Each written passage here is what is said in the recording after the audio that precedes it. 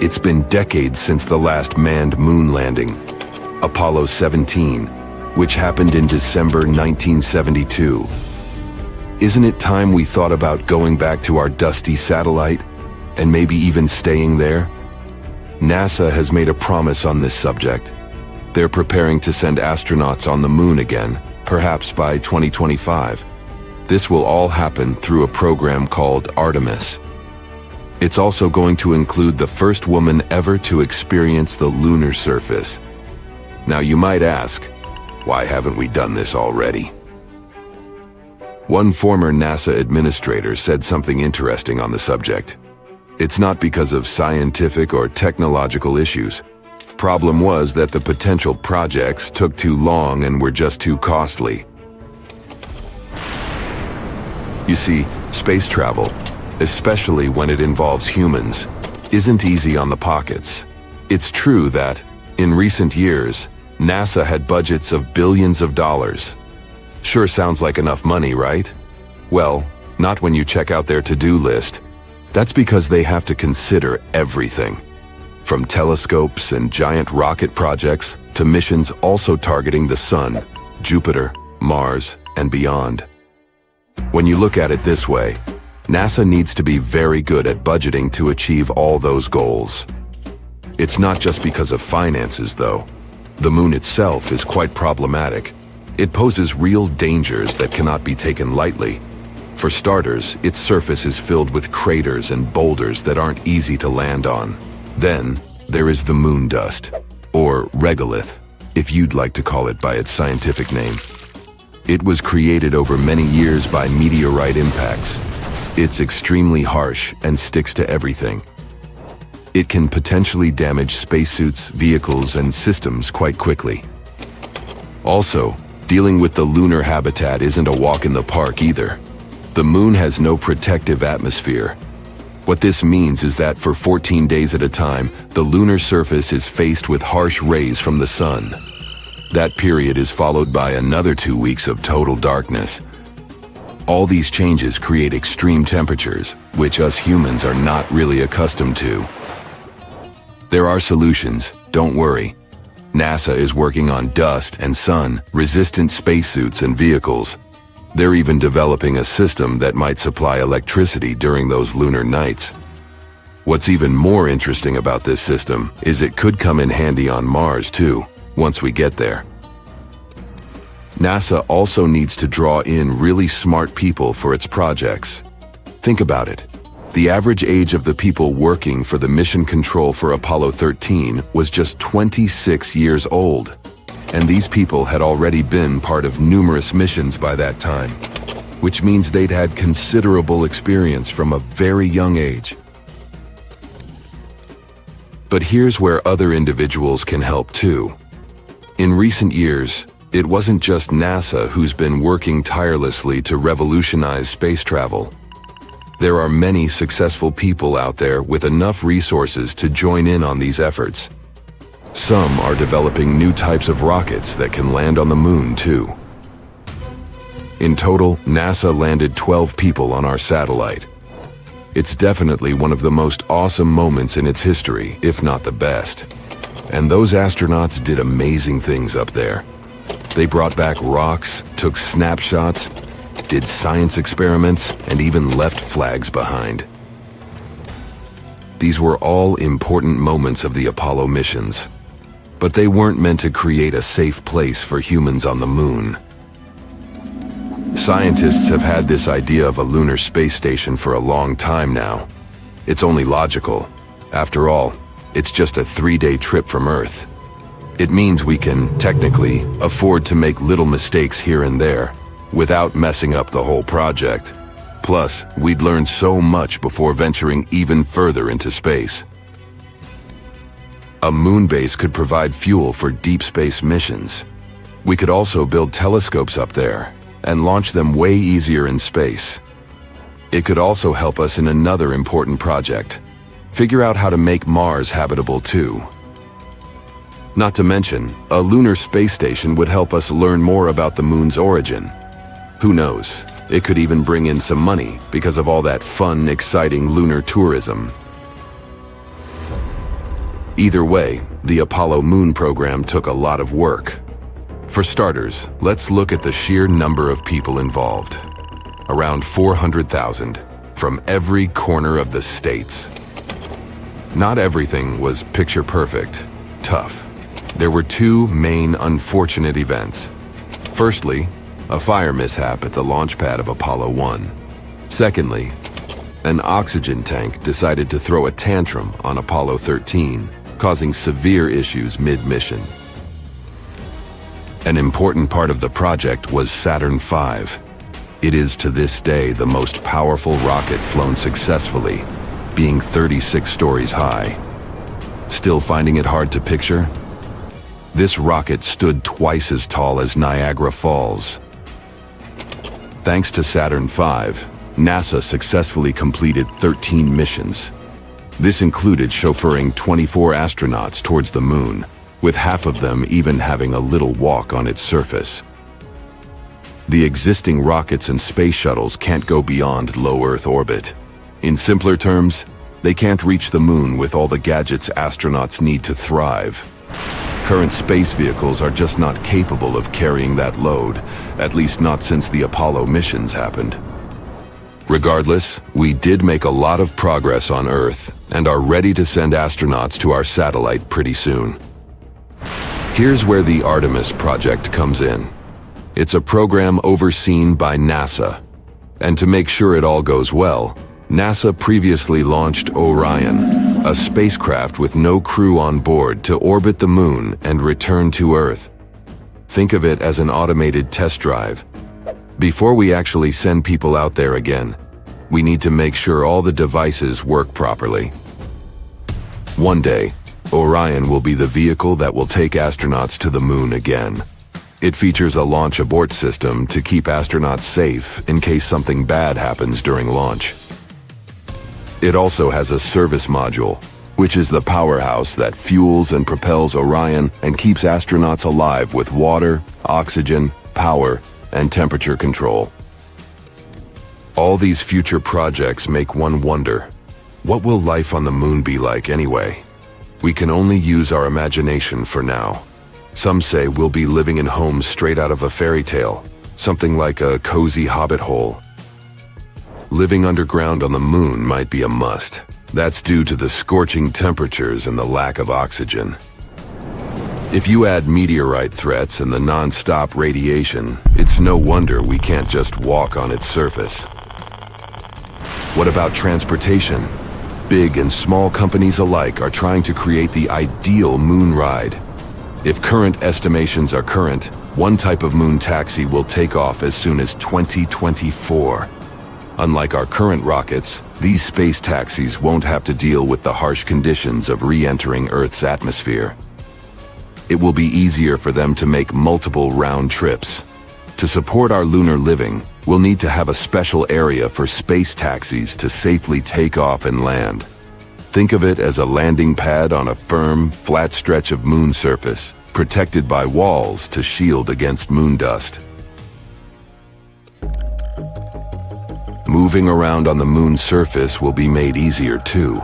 The next generation vehicles we're talking about will have their own controlled environment, which means you won't need a spacesuit while inside. Should feel like stepping out of your space ride for a bit. Then of course, you'll need to put on your spacesuit. All right. So we've got our homes and our rides sorted. But what about fuel? That's where the moon throws us a lifeline. The moon's lighter gravity means we don't need as much power to escape its pull. Plus, the moon has ice, and that's super handy. We might be able to convert this ice into rocket fuel. We'll need dedicated space gadgets to help gather this ice. One such tool is called Trident. It's like a drill, perfect for digging into the icy moon surface. Additional robotic helpers would then turn this ice into fuel and deliver it to a space gas station. If this works, rockets on their way to Mars could stop by for a quick fuel top-up before continuing their journey. Have you ever wondered why Earth doesn't have rings? Gas giants, Jupiter, Saturn, Uranus, and Neptune, have them. But the rocky planets, Mercury, Venus, Earth, and Mars, don't. two theories describe how ring systems potentially developed. The first one says that rings may have formed from leftovers that date from the time a certain planet was forming. Or, as the second one says, they could be the remains of a moon that was either destroyed in a collision or broken apart by the gravitational pull of its parent planet. Scientists still don't know why the gas giants have rings, but they think it could be because they formed in the outer solar system. Rocky planets formed in the inner area of our solar system, which is why they were more protected from potential impacts and collisions that might have formed rings around them. Or the reason is that the bigger planets have a larger volume, which allows a ring system to remain stable. Some scientists think our planet did have a ring system a long time ago. In its early stage, a Mars-sized object hit the Earth, and this probably resulted in a dense ring of debris. But its ring system pretty soon coalesced, and that's the way our moon was formed. More than 10 years ago, in 2011, astronomers found a huge water vapor cloud about 12 billion light-years away from our planet. This cloud is the oldest source of water that we know of. It dates back to when the universe was only 1.6 billion years old, and now it's 13.8 billion years old. This unusual cloud is also the biggest source of water that we know of. It holds 140 trillion times the amount of water that the Earth contains in all its oceans. Enormous. The cool thing is, this vapor cloud is kind of feeding a black hole. It may contain enough gases, such as carbon monoxide, to help its black hole grow even 6 times bigger than it is now. We all know that Earth has one moon, but there are 2 more asteroids, 3753 Carina and 2002 AA29, locked into co-orbital orbits with our planet.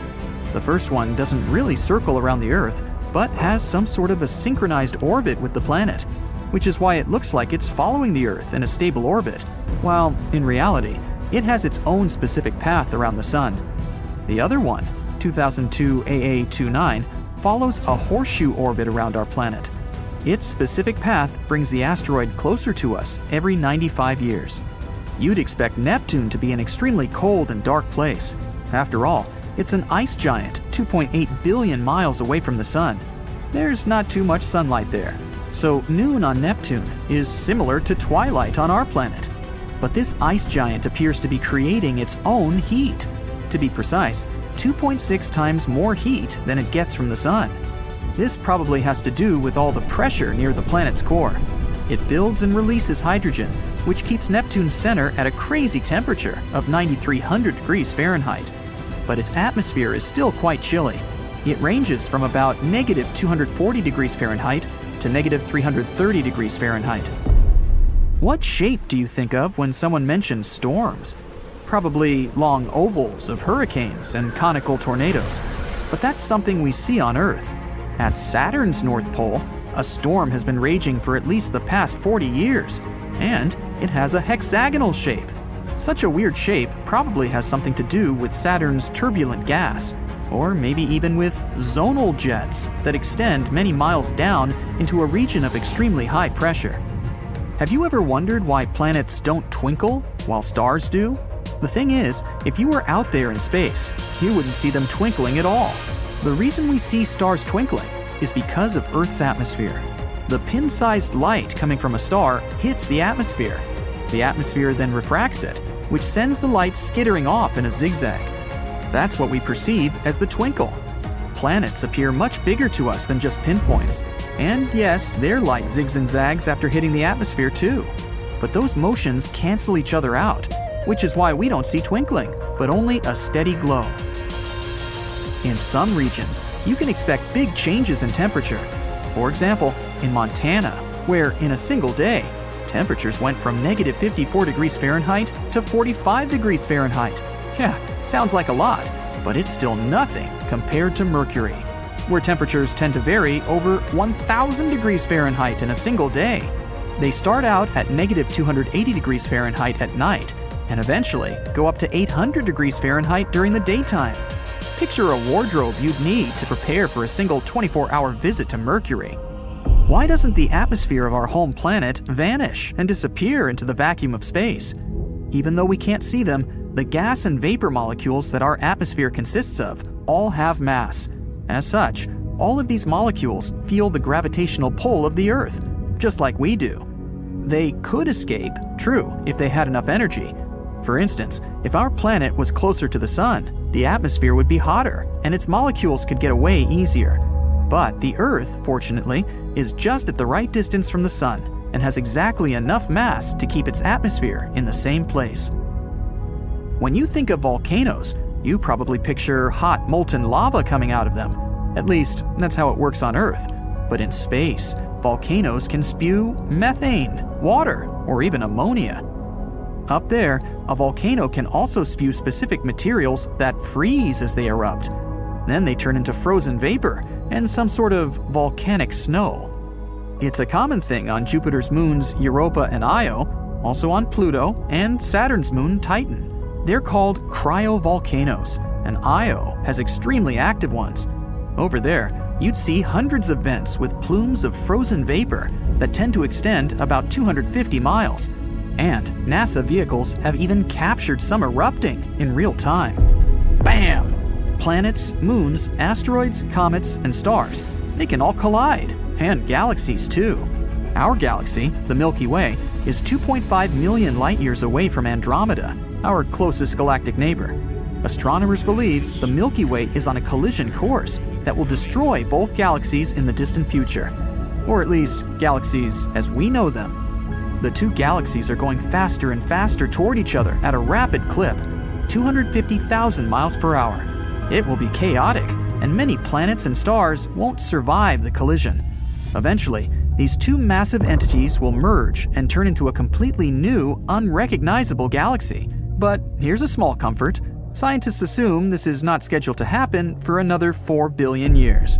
In case you want to fuse two pieces of metal together, you already know the only way to do that is to apply heat so these pieces can reach their melting points. In space, you don't need heat to do such a thing, or basically, any action at all. We call it cold welding, and such a phenomenon happens when you slide the metal pieces over each other. In that case, they wear away their protective oxide layers. On Earth, these layers stop them from fusing, but in space, this type of protection disappears.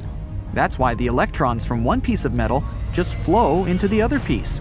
And ta-da! They're one without any effort. Scientists used to believe the Earth was the only planet in our solar system with tectonic activity going on. Tectonically active means plates under the crust are moving. This process releases heat, which then deforms the Earth's surface and leads to it shrinking. But now, we know this happens on other planets too. Mercury is also shrinking, and scientists found it out in 2016 when the Messenger spacecraft orbited the planet and sent back some important data. It revealed that there were cliff-like landforms known as fault scarps on Mercury's surface. Since these landforms are relatively small, they probably didn't form that long ago. That means Mercury is still contracting, even 4.5 billion years after our solar system was formed. Jupiter's Great Red Spot is shrinking as well. It's a huge storm that rages on the planet's surface. It's reddish, a bit oval in shape, and more than 10,000 miles wide. Yep, that's big enough to swallow the Earth. And now, it's been slowly but surely shrinking for a couple of centuries. The Great Red Spot is just one of many high-pressure storms that occur across Jupiter due to all those gases present there, which is something that classifies Jupiter as a gas giant. But just because it's shrinking doesn't mean the Great Red Spot is going to blow itself out anytime soon. It's even growing taller. On a starry night, you look at the sky and see twin moons high above Earth. It's a view science fiction fans can only hope for, but it could have been a reality billions of years ago. If we want to be super precise, 4 billion years ago. A recent model suggests that the highlands of the moon's far side could have been created by a collision with a smaller companion moon in an event dubbed the Big Splat. The mystery of why the near and far sides of the moon are so different have been puzzling astronomers for decades. The near side of our natural satellite is low and flat, while the landscapes of the far side are high and mountainous. That part also has a much thicker crust. it leaves us with a somewhat lopsided moon. According to the giant impact model of the origin of our satellite, a Mars-sized object crashed into young Earth early in the history of the solar system. This event produced loads of debris that then coalesced and formed the moon. The new model, though, suggests that there could be a second moon orbiting around Earth. It would have been around 750 miles in diameter and could have formed in the same collision. Later on, this smaller moon could have fallen onto the bigger one, coating one of its sides with an extra layer of solid crust tens of miles thick. This model fits the moon-forming giant impact theory surprisingly well. After all, it does predict that there had to be tons of debris left in orbit around Earth after the collision, besides the moon itself. It also agrees with what we know about the dynamical stability of such a system, the ages of lunar rocks, and the timing of the cooling of the moon. There are other computer models that suggest a companion moon too. Another team of scientists used computer simulations to figure out the dynamics of the collision between the moon and a potential smaller companion. According to their model, it was about 1/30th the mass of the main moon. They tracked the distribution of lunar material in the aftermath of this event and its evolution. They found out that the impact would have been relatively slow, at a mere 5,000 miles per hour, which is slow enough for rocks not to melt. Plus, no impact crater would have formed at such a speed. Instead, the crust and rocks from the smaller moon would have spread over and around the bigger moon. On the other hand, such a collision sounds a bit weird. Being slow, it doesn't leave an impact crater. But at the same time, it splats material onto one side of the bigger object. There is a theory that the companion moon was originally trapped at gravitationally stable Trojan points, sharing the moon's orbit. But later, it became destabilized after the moon's orbit moved further away from Earth. The collisions could have happened anywhere on the moon, but that might be the reason why today's moon is lopsided. This model also explains the differences in the composition of the moon's crust. On the near side, it contains more potassium, rare earth elements, and phosphorus. These elements are thought to have been concentrated in the magma ocean that remained under the solidified crust of the moon. In the simulations, the collision squished this layer onto the near side of the moon. But even though this model explains a lot of things and answers loads of questions, the theory remains unconfirmed. We still don't know the full history of the moon and what really happened there. Scientists say that the best way to figure it out is to get more data from lunar orbiting spacecraft. An even better way to get information would be a human mission to study the moon. How about playing golf? Not on Earth, but on the moon. Let's journey back to a time 50 years ago when one astronaut turned the lunar surface into the most unusual golf course ever. Any golfer will tell you how tricky it is to avoid sand traps, but picture Alan Shepard, a NASA astronaut dealing with an entire surface that feels like super fine powder. During the Apollo 14 mission, he took a break to showcase some spacey golf skills for everyone watching from Earth. After his first shot, he excitedly made another. For him, it seemed the ball went forever and ever. Let's dial back to reality for a moment. Thanks to the research by the United States Golf Association, or USGA, we've got some numbers. They found that Alan's first moon ball traveled 24 yards, and his second stretched for 40 yards. Now, how does that compare to the average golf shots back here? In regular gravity, one usually swings to about 216 yards. Just goes to show, while we've upgraded our golf game on Earth with tech and training, the moon's low-gravity playground is a different environment altogether. Now, let's give Alan some props. Moon golf? Not as simple as you might think. His club wasn't one from your local sports store, it was a makeshift one. a moon sample collector with a club head stuck to it. Add to that the bulky spacesuit he had on. Imagine trying to swing wearing an outfit that's as stiff as cardboard.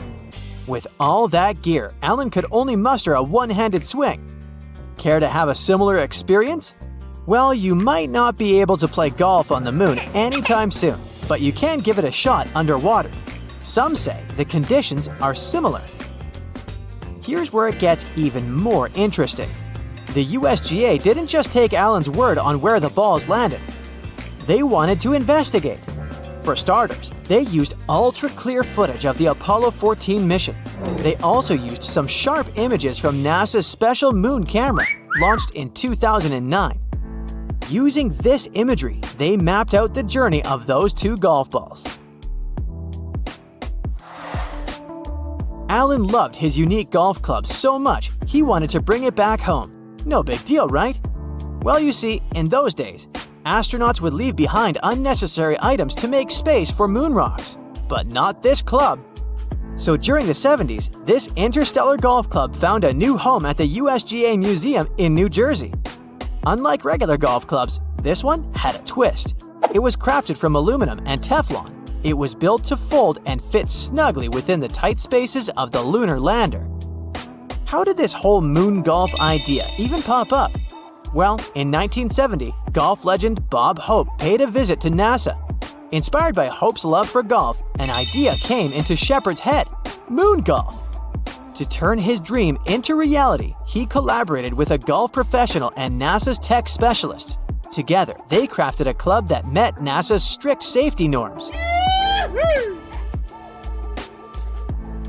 But hey, Alan didn't want this to be just a surprise stunt.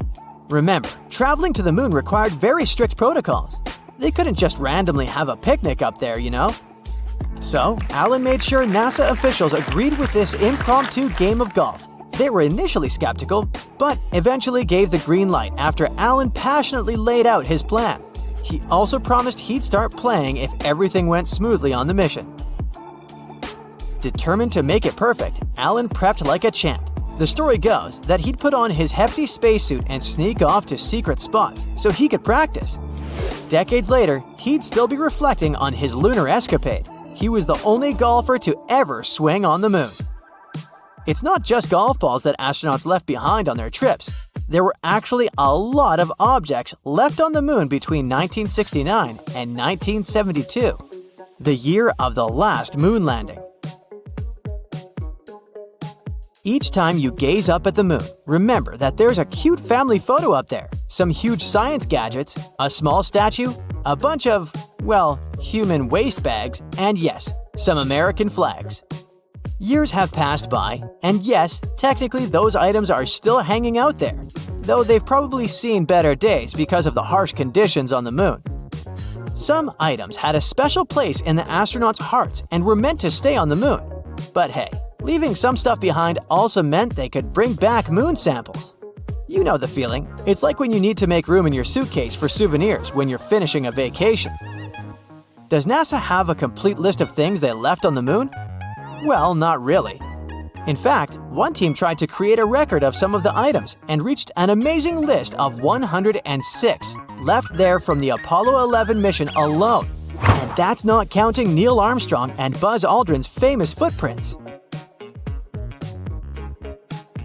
The largest items at each landing site were mostly the science-y stuff, like pieces of their lunar module and experiments to study the moon in depth.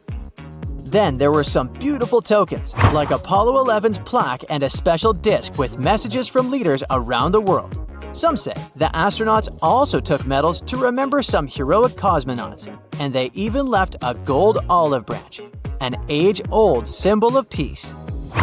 Now, later moon missions had a little more fun, like Alan Shepard did with his golf game.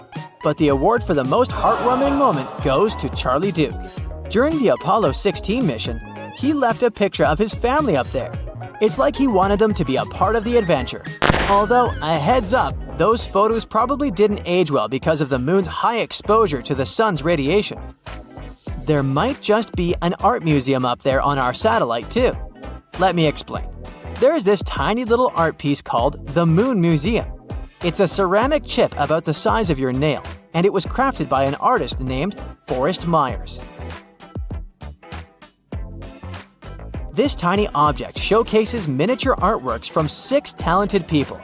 Among them are even the famous Andy Warhol, the same artist known for his iconic soup cans and celebrity portraits.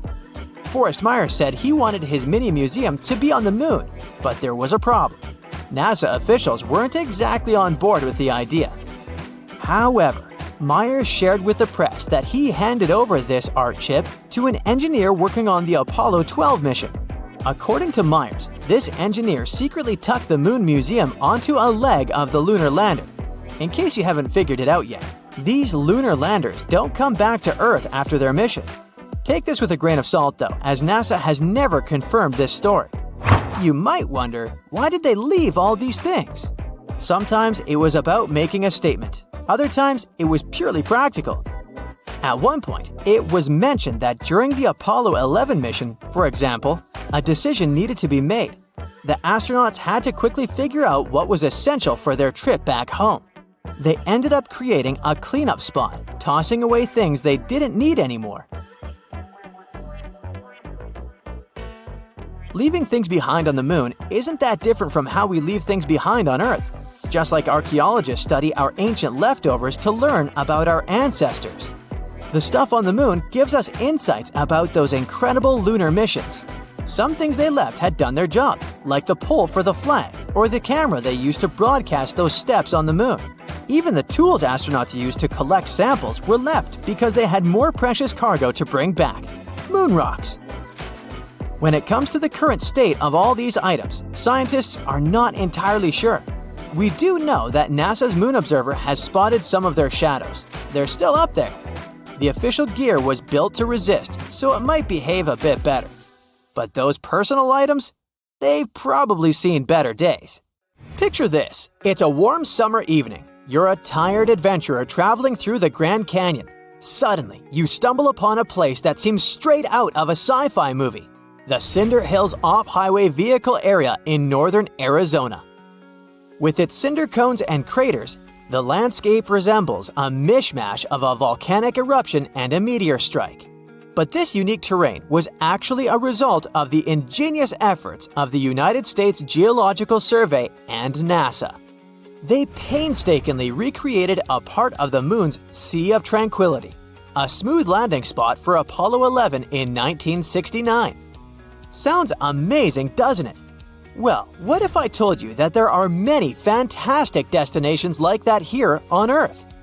From astronaut training playgrounds to space-themed amusement parks, these extraordinary places offer an earthly twist on interstellar exploration.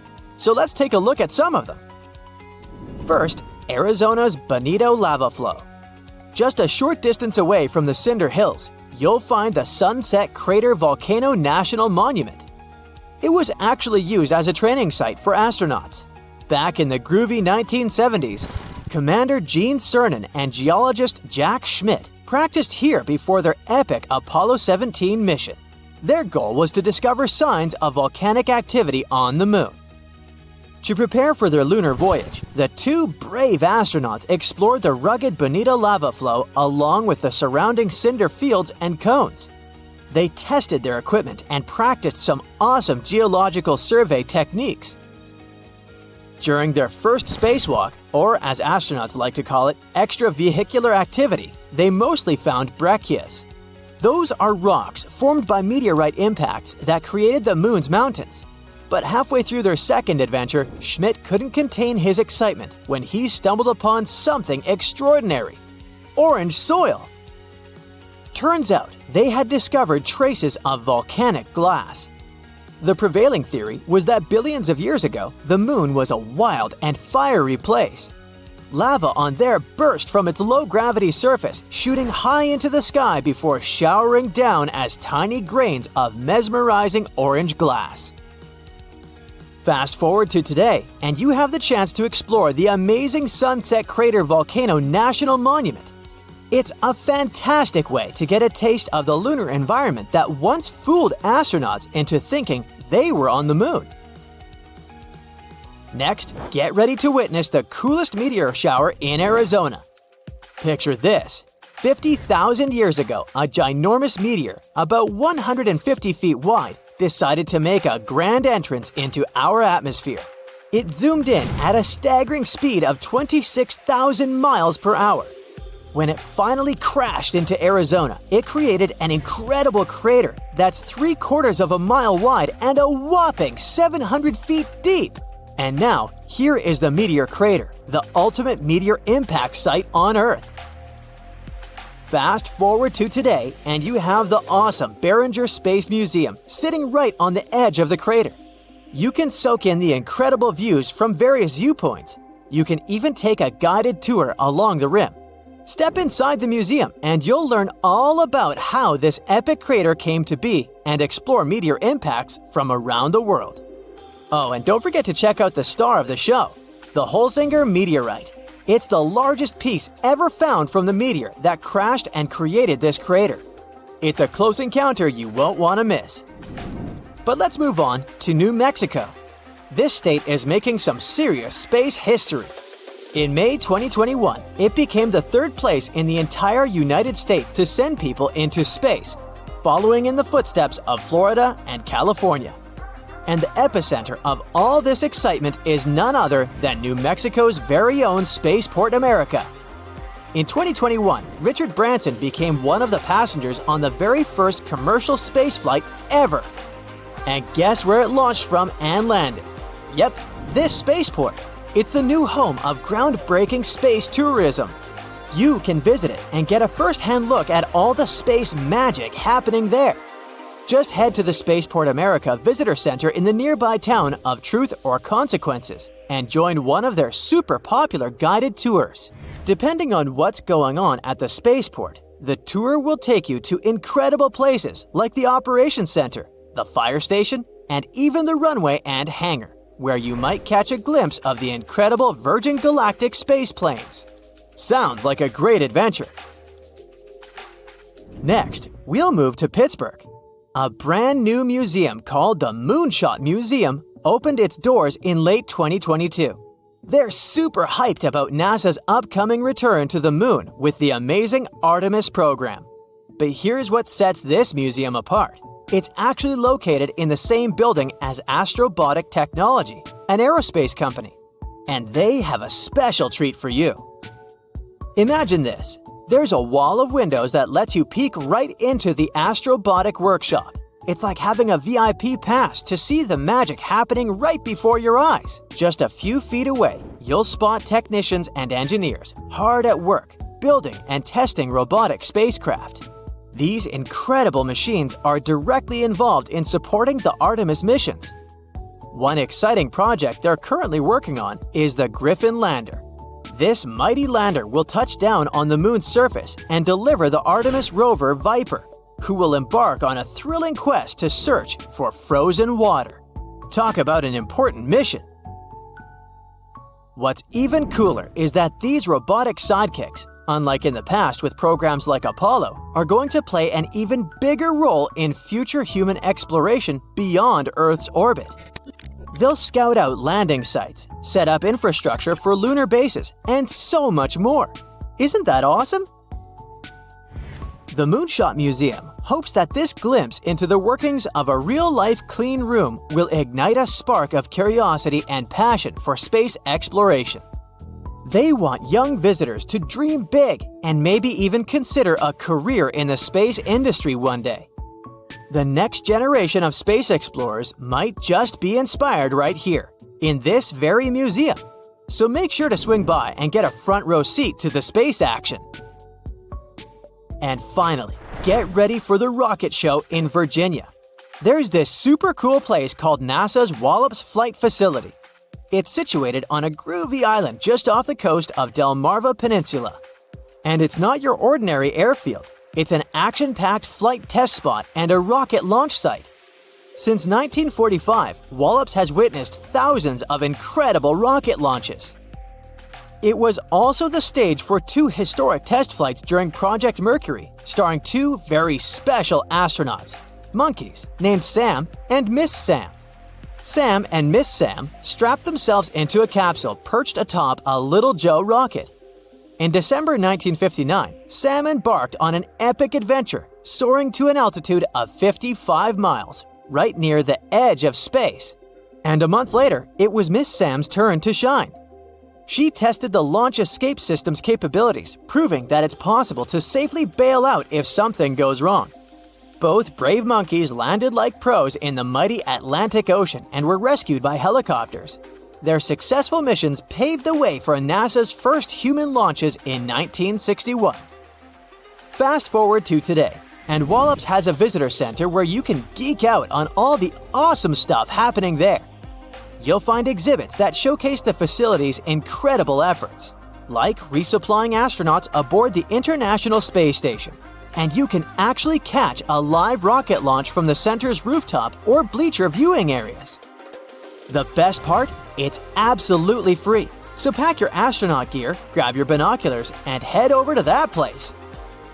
Those were fantastical destinations that could help you feel closer to space without leaving Earth. You can read more about them in the book titled Space Age Adventures, over 100 terrestrial sites and out-of-this-world stories. This list includes astronaut training facilities, captivating museums brimming with space artifacts, mountaintop observatories, bustling spaceports, and awe-inspiring NASA centers. Ignite your imagination and set you off on an interstellar journey of your own. Okay, I officially give up on the hope that the moon is made of cheese after all. Wow, not even Gouda. The shiny lunar ball, or a curved banana, or half of a coin, depending on what phase it's in, has different layers inside, just like Earth. One of these layers is called the inner core. About 20 years ago, scientists were observing how the moon rotates. Using that data, they concluded that it had a fluid outer core. But the inner core was hard to study, so they didn't know if it was solid like a rock or molten like a hot liquid. But things are clearer now. Astronomers have collected data from different missions, including the Apollo missions, where astronauts went to the moon and gathered information themselves. Plus, they've used a special technique called seismic data. This method is all about studying how sound waves move through things. Take earthquakes on our planet as an example. When an earthquake happens, it creates waves that travel through the ground. Scientists can detect and analyze these waves to learn more about Earth's interior. The same idea can apply to other objects in our solar system, or planets, or, in this case, the moon. When quakes or moonquakes happen, they generate sound waves, and by carefully listening to and studying these waves, scientists can create a detailed map of what's inside the object. They can figure out things like different layers, what they're made of, and how they're arranged.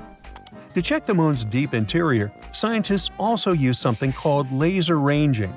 This method measures the distance between the surface of the Earth and the moon very precisely. And ta-da!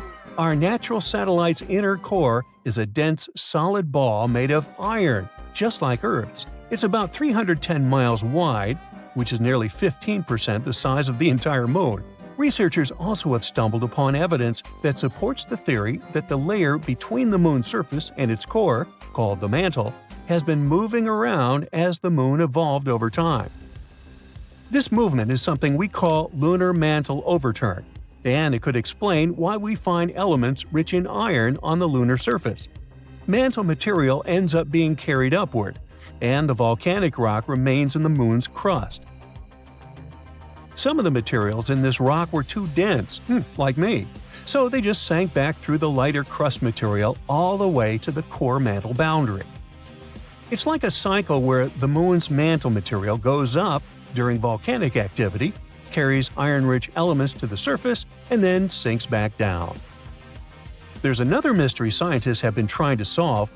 What caused the moon's magnetic field to weaken and nearly disappear over time?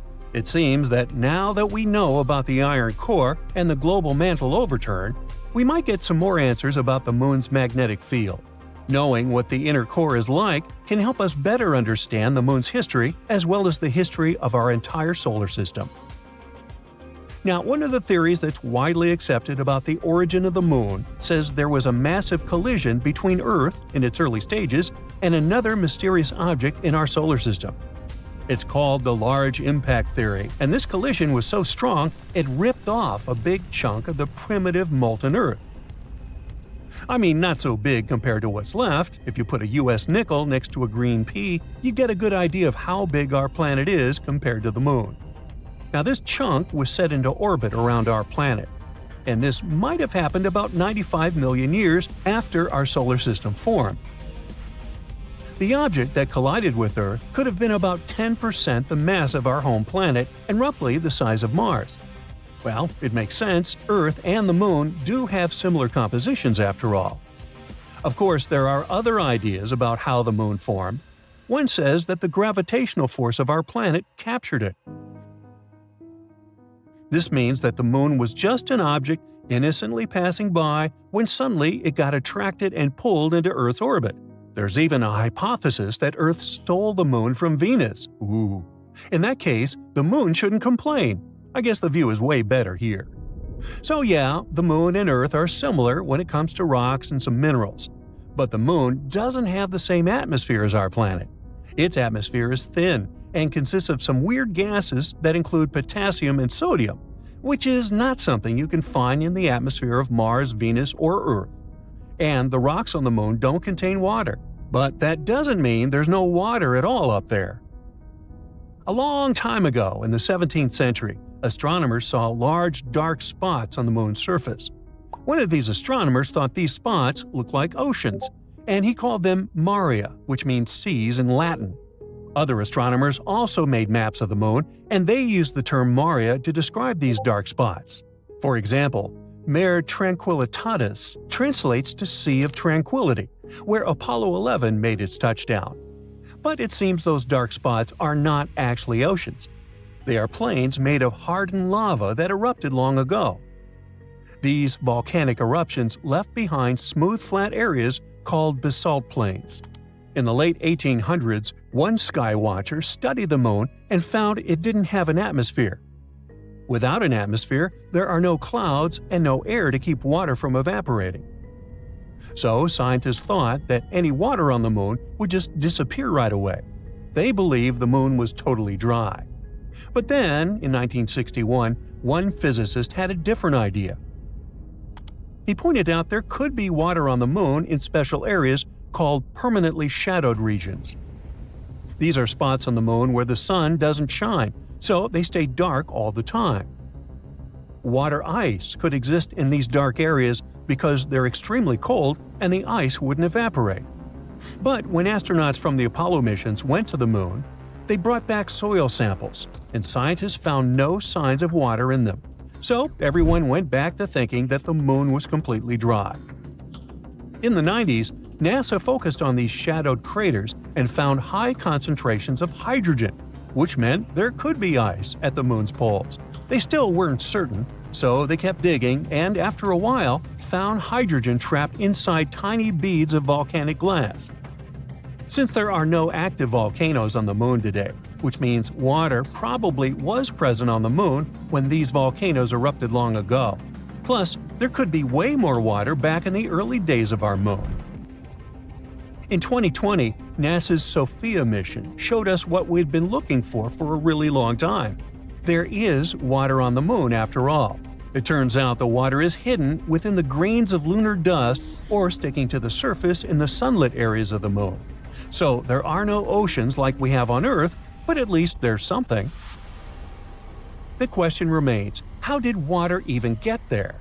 It seems the Moon had a chaotic history back at the time when it was forming, as probably most of the planets and moons in our solar system. So there is some evidence that water came there from comets hitting its surface back in the old days, or maybe even keeps on coming from those that are slamming into the Moon right now. We're talking about a chaotic situation where icy micrometeorites collide with the Moon's surface, and dust then makes an even bigger mess when interacting with the solar wind. But we're waiting to find out more about this. Because, as we all know, when you mention water, you also inevitably talk about life. That's why we want to know more, for instance, about all that ice hidden in polar craters on the Moon. Maybe it can teach us more about how life developed on Earth. Maybe comets brought all the necessary elements here. Then, what if there are some of those elements stuck in the ice on the moon, too?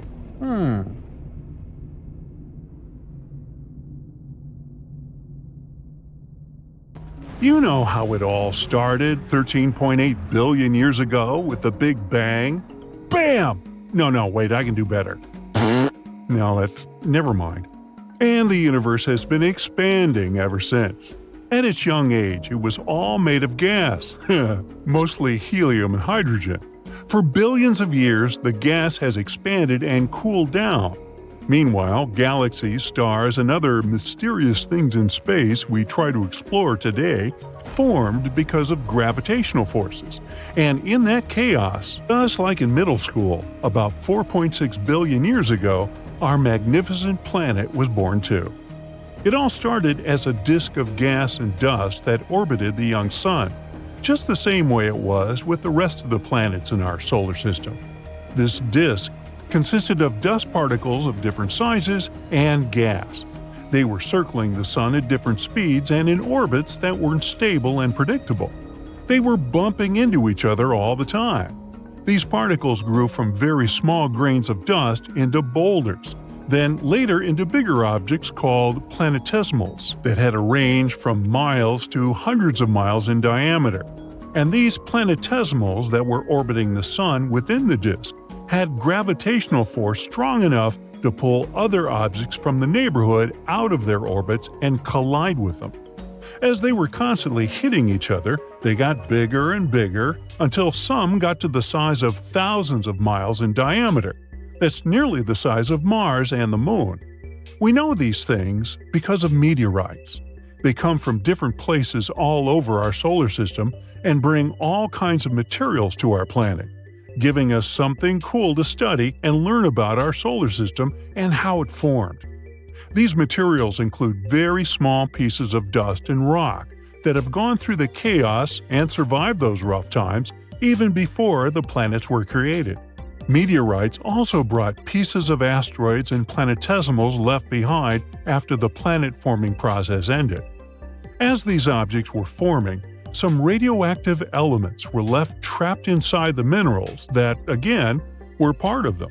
That's how scientists could tell how old they were. But the final stage of Earth's formation, and generally this whole chaos that was happening in our solar system, may have taken a little bit longer, possibly even up to 100 million years more. That's when the last enormous impact was, and the Earth finally reached its full size. What actually happened is that it hit another object which was nearly as large as Mars. This collision was so strong that the impact produced enough energy to vaporize some of the metal and rock, both from the Earth and the Mars-sized object. And this vapor created a disk that was surrounding our planet. That disk cooled and clumped together at some point, which is when we got our moon. Our moon was the result of impact debris, which was a combination of hot gas and molten rock. There are some theories of how the moon formed, though. One claims it broke off from the Earth. Another one says the moon formed somewhere else in our solar system, and at some point, as it was wandering around, it got so close to Earth that it ended up captured by its gravity. And fans of the third theory believe the moon and the Earth formed at the same time, from the same protoplanetary disk. Before the moon formed, the Earth was a much different place. If you could have just one day on Earth without the moon, you'd be first surprised by the days and nights. They wouldn't be as stable as they are today because the moon helps to keep the Earth's axis stable. Days were shorter back then. The Earth had been rotating much faster before the moon formed. Its gravitational pull slowed the rotation of our planet, which means days got longer. The Earth's rotation is getting slower through time, but at a really small rate. Some predictions say that in 1 billion years, a typical day will be between 25.5 and 31.7 hours long. If 24 hours is not enough time for you, just wait 1 billion years. But yeah, if you're the type of person that likes to take things slowly, you definitely have to hurry back then.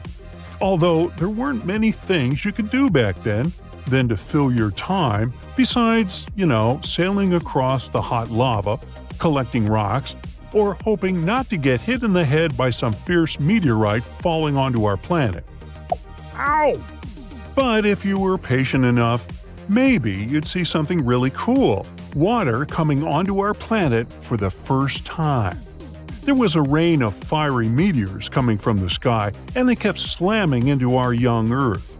It looked devastating at first, but some of this falling debris probably held water. Many believe the asteroids and comets that bumped into our home planet carried tiny amounts of water. But considering this meteorite shower lasted more than 20 million years, maybe even up to 200 million years, it's not that unusual that after a while, puddles of water started to collect across the surface. And as the water evaporated within the atmosphere, it would fall back down, forming lakes, rivers, seas, and eventually oceans. Only at that point, there was a chance for some primitive life to evolve sometime in the future. Earth started its transition from a hot ball of magma to the world we know today. Before that, it would be too hard for life to exist there. Even if it had happened somehow, all those meteor and asteroid collisions would have probably destroyed it. Also, you wouldn't be able to survive without an oxygen tank. The Earth did have an atmosphere, but it wasn't like the one we have today. Scientists believe it was composed of water vapor, methane, ammonia, and some other gases released from volcanic activity. Basically, it was too toxic, since there were volcanic eruptions all the time. And the temperatures were way higher, so just standing at these early stages of Earth wouldn't be such a pleasant experience. Also, there could even be some form of life at that time. In its early stages, when everything was so chaotic, it wasn't covered in oceans, trees, or stunning landscapes like today, but in molten magma. The earliest form of life we know about are fossils of microorganisms found in hydrothermal vents, and they're thought to be 1.4 billion years old. And scientists assume the earliest time for life to show on Earth could be 4.2 billion years ago, give or take.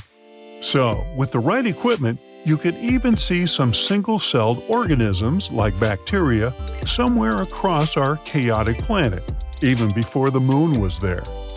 The moon's gravitational pull on the Earth creates tides in the ocean, which means it probably helped mix and circulate ocean water, maybe even shape them. The tides without the moon would be much smaller, because the gravitational pull is what causes the tides to rise and fall. The moon also affects life in the ocean. Over time, animals in the ocean have changed and adapted to the changing water levels caused by the moon's gravity. Even just the moonlight has a big effect on sea creatures. For example, corals use the moon's cycle to release their eggs at the same time and with stronger tides to help carry the eggs. Baby sea turtles use the moon's light shining on the water to guide them from their nests to the ocean. Who knows which directions life on the Earth would have taken if, at some point, billions of years ago, we didn't get our lunar buddy to follow us along the way.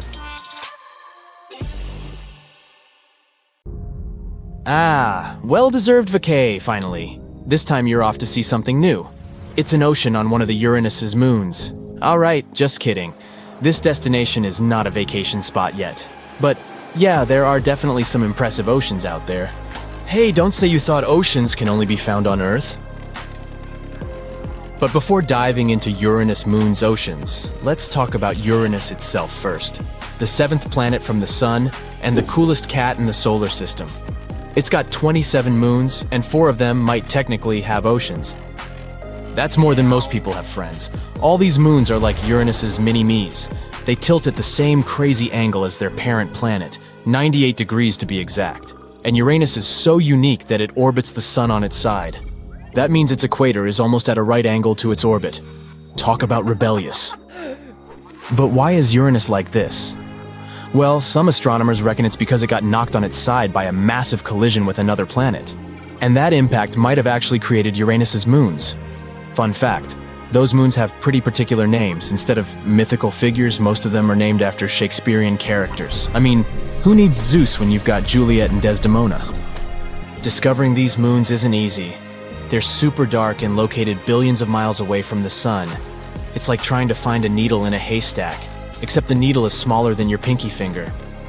These 27 satellites are divided into 3 groups: 13 inner moons, 5 major moons, and 9 irregular moons. The irregular ones are rebels with retrograde orbits, while the others are prograde and go with the flow of Uranus. The big boys are Miranda, Ariel, Umbriel, Titania, and Oberon, and they're all in Uranus's equatorial plane and are big enough to be round. They've got craters and canyons and cliffs. Oh my. These moons also formed from a giant impact that tilted Uranus on its axis. That's why they're all tilted too. And because of that tilt, they have crazy seasonal cycles just like Uranus itself. But we haven't found all of Uranus's moons yet.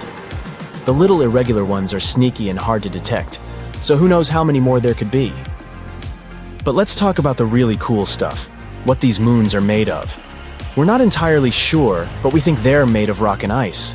Miranda is the most icy one, while the inner moons are probably just dusty. And the ones beyond Oberon's orbit, they're likely captured asteroids that could be rocky, or icy, or who knows what. But here's what really sets Uranus's moons apart. They're all tilted together with Uranus. That's wild. Exploring these moons could teach us so much about how ocean worlds form and stay active. Titania is the biggest moon of Uranus, but it's still less than half the size of Earth's moon with a diameter of about 1,000 miles. It's also the 8th heaviest moon in the whole solar system. They named it after the fairy queen in A Midsummer Night's Dream. Titania's color is gray, and it has some shiny patches that scientists think are frost.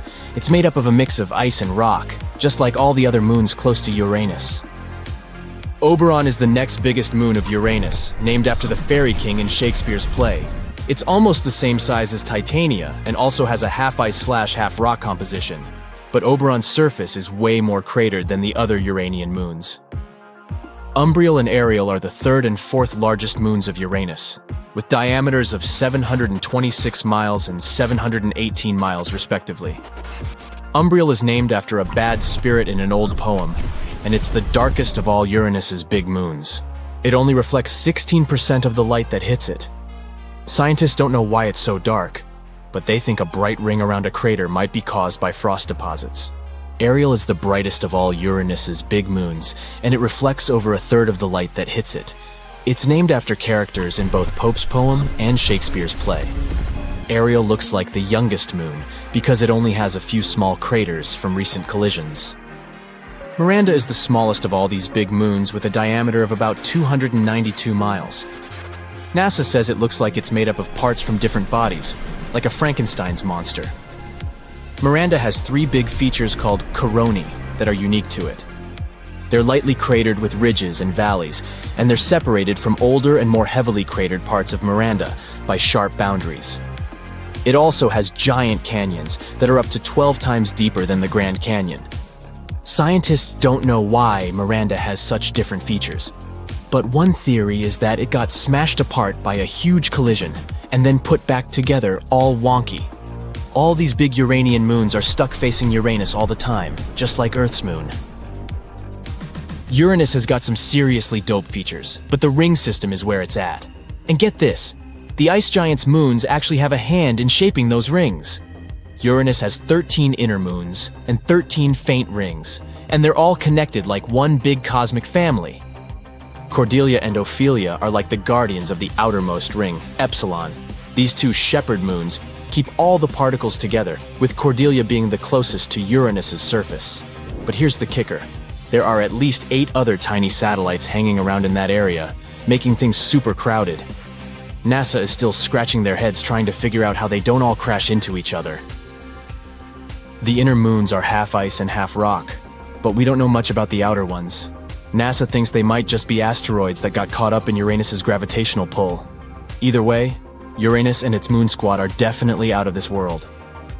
Apparently, Uranus's moons might have salty oceans hiding under their frozen surfaces, and the farthest ones from Uranus, Titania, and Oberon could have oceans that are 30 miles deep. That's deeper than the Mariana Trench, 7 miles. but even Ariel and Umbriel might have oceans around 19 miles deep.